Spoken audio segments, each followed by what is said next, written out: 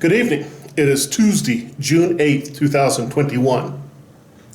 It's good to have heroes, those people whose characteristics shine so brightly that we look up to them and want to emulate them.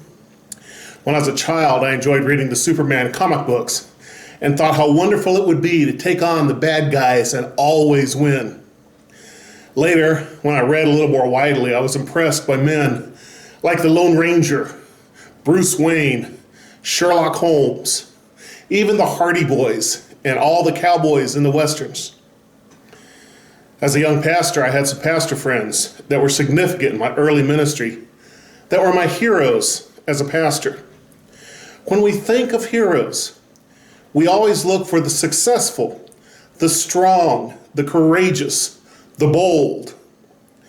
But what about those who are not flashy, whose greatest ability is their ability to be husbands and fathers?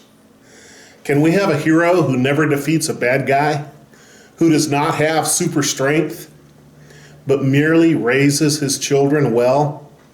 In Hebrews chapter 11, verses 20 to 22, and I'm reading from the New Living Translation, we read about three men who were heroes at home. It was by faith that Isaac promised blessings for the future to his sons, Jacob and Esau. It was by faith that Jacob, when he was old and dying, blessed each of Joseph's sons and bowed in worship as he leaned on his staff.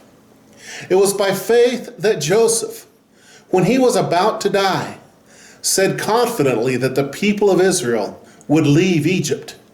He even commanded them to take his bones with them when they left. Isaac promised blessings to his sons by faith. Faith has a certain attractive sense of optimism, and he promised blessings to his sons because of that faith-based optimism. Isaac's father, Abraham, had been wealthy enough that his personal army could defeat several kings in battle.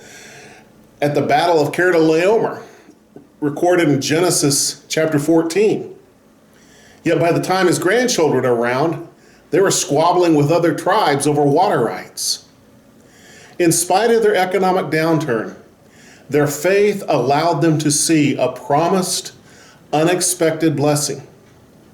What does your faith see for your children?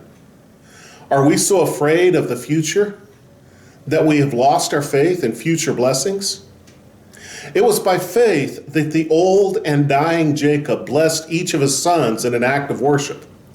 He could no longer stand upright without leaning on his staff, but he maintained the strength of character to bless his sons. Then we have the patriarch who truly did have a miraculous, heroic life. Joseph was his dad's favorite, given special recognition to the irritation of his brothers.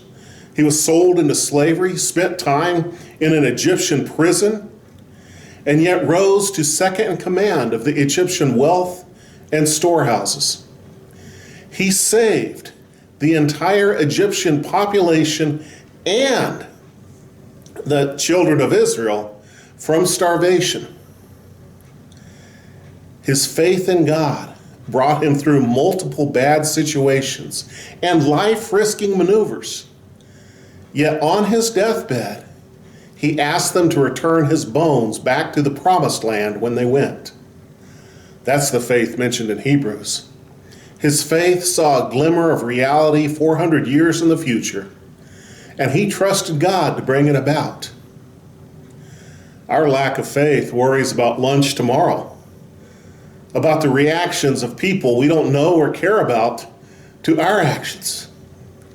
Can our faith help us raise a child, teach a grandchild, mentor a younger Christian, be faithful to our spouse, our family, our church, or even to our nation?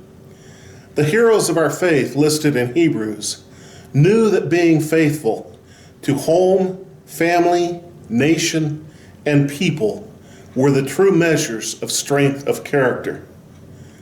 May we be strong and faithful and trust God for our future. God bless you.